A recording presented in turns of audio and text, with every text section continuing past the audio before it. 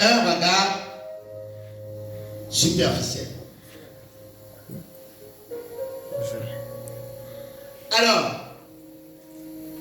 hier et aujourd'hui, le regard spirituel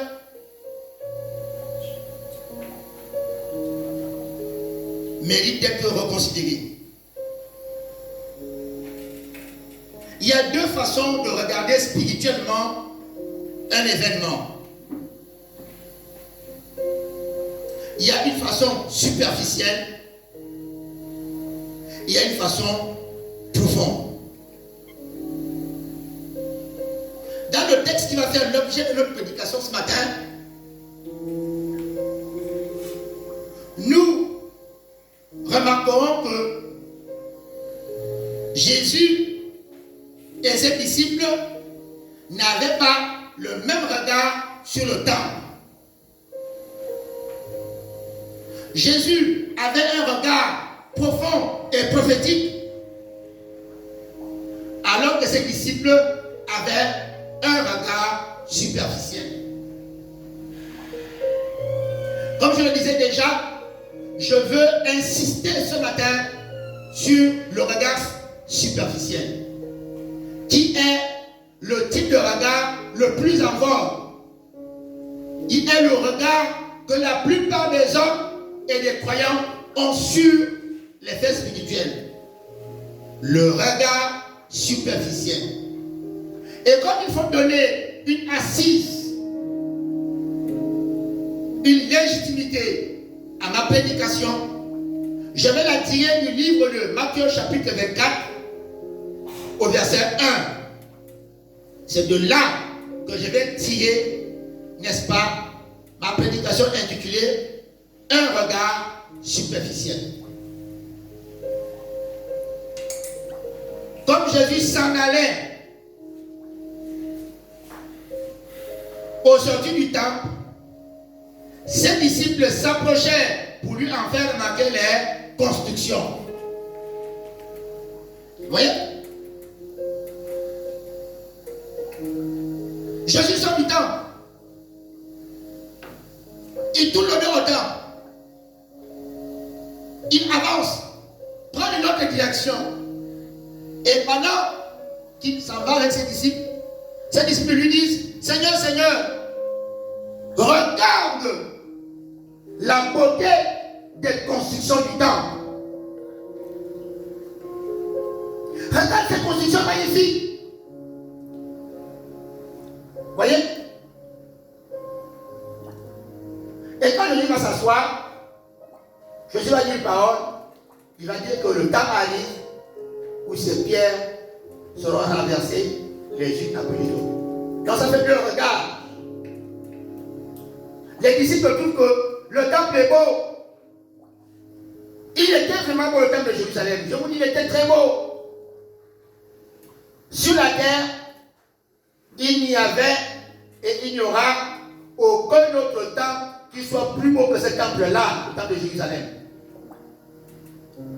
Mais la Bible nous dit que les disciples, au lieu de porter un regard positif sur ce qui se passait à l'intérieur du temple, ils ont plutôt porté un regard positif sur les constructions.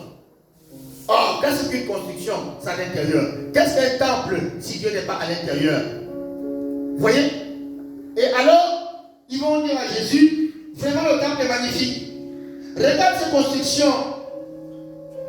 Jésus, regarde ces chefs-d'œuvre-là, c'est un chef-d'œuvre. Les gens qui ont construit notre temple sont les meilleurs au monde. Ils sont les meilleurs au monde. Parce qu'au monde, nous sommes quand même des juifs, personne ne peut construire un aussi beau temple. C'était des grands artistes. Seigneur, regarde les constructions. Regarde comment les briques sont posées. Regarde comment elles sont alignées. Regarde comment les murs sont. Regarde comment les colonnes sont posées. Ils ont commencé à magnifier le temple.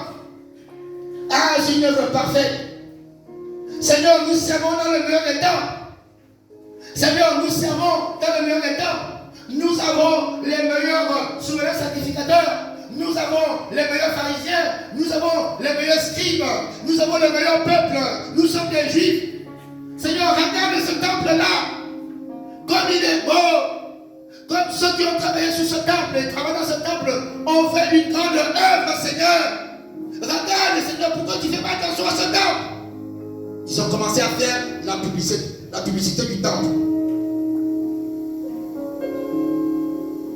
La gloire.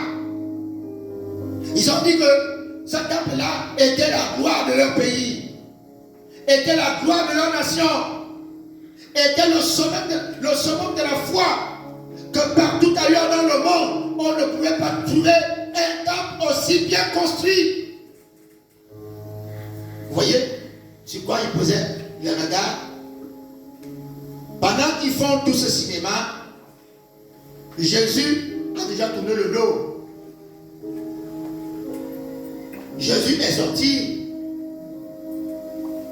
Pendant qu'ils expliquent, pendant qu'ils vendent, pendant qu'ils sont fiers de leur temple, mais Jésus a tourné le dos. Jésus est parti. Les disciples ne comprennent pas pourquoi Jésus tourne le dos. Ils étaient là, dans le temple quelques temps avant, quand Jésus s'était pris aux pharisiens en disant: vous faites mal au travail de Dieu. Votre travail est médiocre. Votre prédication est médiocre. Votre ministère est médiocre. Votre organisation est médiocre. Ce n'est pas ce qu'on attend de vous. Vous usurpez la chaîne de Moïse. Vous êtes censé enseigner la parole. Vous êtes censé vivre la parole. Vous êtes censé contaminer la parole. Mais au lieu de le faire, vous frustrez Dieu. Vous faites des choses que Dieu n'honore pas. Vous avez sorti la volonté de Dieu de la parole. Vous avez sorti la volonté de Dieu du temple. C'est ce que Jésus était en train de dire. Mais les disciples ont déjà vite oublié ça. Ils sont concentrés sur les beaux temples. Comme eux, aujourd'hui, dans le monde et dans beaucoup de communautés, beaucoup jettent sur le temple un regard superficiel. Ah, voyez-vous, notre temple est très beau. Nous avons les meilleurs pasteurs. Nous avons les meilleurs diacres. Il y a des hommes politiques qui prient dans notre église. Dans notre église, il y a beaucoup d'avocats. Il y a des milliardaires dans notre église. Les pasteurs ont reçu des formations théologiques. Ils sont allés dans les meilleures écoles de théologie. Voyez-vous, nos pasteurs ont des licences en théologie. Ils ont des doctorats en théologie. Ce sont des grands conférenciers.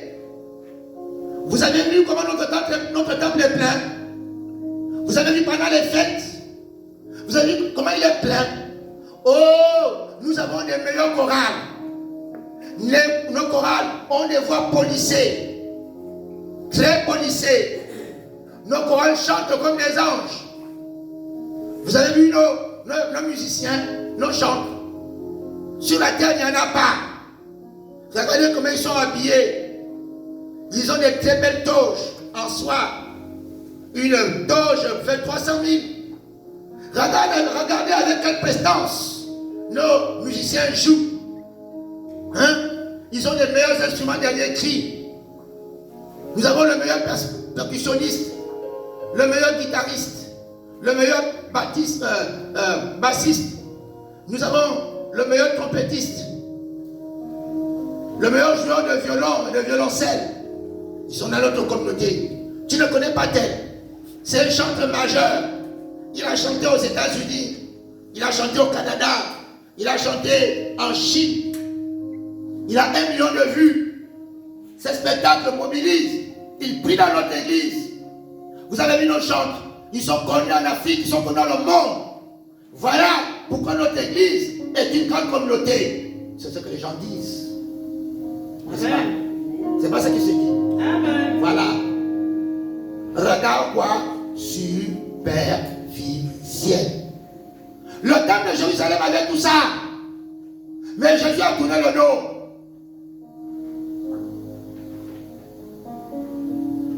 Jésus a tourné le dos. Il y a beaucoup de temples aujourd'hui qui sont très beaux. Mais la vie en Christ n'y est pas. Jésus a tourné le dos. Nous sommes une grande église. Parce que le président de notre pays prie dans notre église.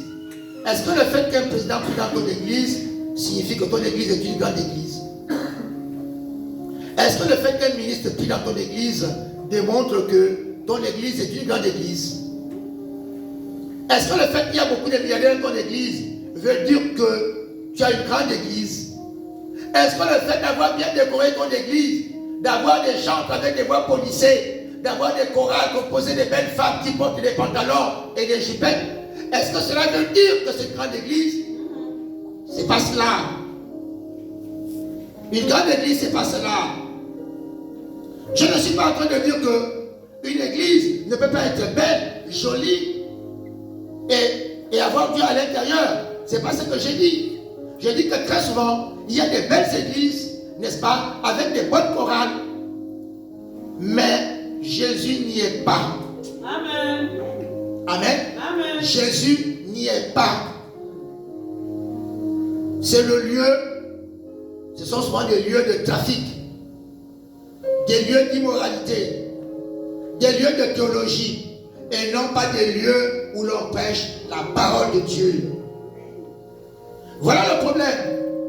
Les disciples croyaient qu'il suffit que le temple soit bien conçu pour que Dieu soit à l'intérieur. Les disciples croyaient qu'il suffit qu'il y ait beaucoup, n'est-ce pas, une bonne organisation pour que Dieu soit là. Le monde croit que Dieu se trouve nécessairement où il y a du beau. Ce n'est pas toujours vrai. Amen. À Silo, chez le sacrificateur Élie, à l'époque du prophète Samuel, n'est-ce pas, le temple n'était pas beau, hein? C'était un temple rempli de poussière. Mais Dieu était là. Amen. Amen.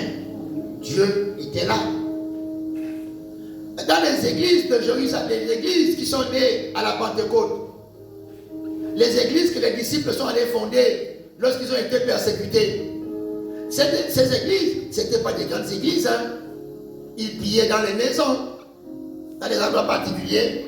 Ils priaient parfois au bord de l'eau, parfois dans des taudis, mais Dieu y était. Amen. Dieu y était. Je me rappelle que lorsque je commençais ma foi, nous prions dans une église où le sol n'était pas crépi, une église où les feuilles de tôle étaient, vous savez, le mur. Voyez, non, nous prions dans cette église-là. Mais lorsqu'il pleuvait, l'eau entrait dans le temple, mouillait les pieds des fidèles. Mais toutes ces choses ne nous empêchaient pas d'être concentrés sur le message. Amen. Et c'est l'une des églises les plus puissantes que j'ai vues dans ma vie. Elle n'existe plus aujourd'hui.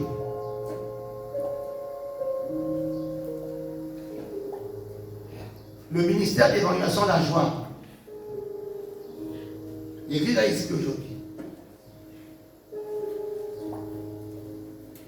Nous étions une église non officielle. Une église apparemment médiocre. Une église qui n'avait rien attiré les regards. Je parle de ce que je sais. Mais lorsque la puissance de Dieu tombait dans l'église, lorsque Dieu descendait et qu'il commençait à parler de chaque vie, de ce que vous avez fait dans votre maison avant de venir à l'église,